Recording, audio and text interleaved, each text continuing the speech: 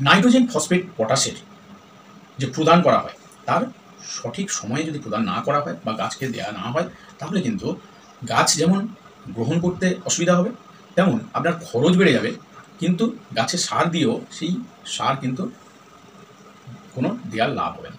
তো সেই জন্যে এই এনপিকে বা নাইট্রোজেন, ফসফেট, পটাশ অর্থাৎ গাছের যে মুখ্য যে তিনটে উপাদান, সেটা কিন্তু সঠিক সময়ে আপনাকে জমিতে দিতে হবে।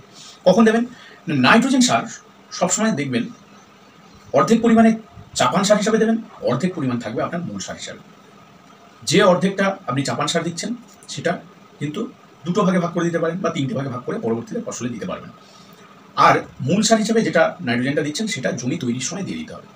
ফসফেট এবং পটাশ সবসময় কিন্তু আপনারা চেষ্টা করবেন মূল সার হিসাবে জমি তৈরির সময় দেবেন।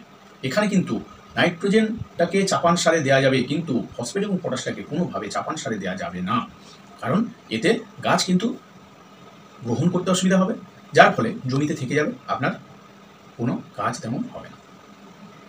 ধন্যবাদ।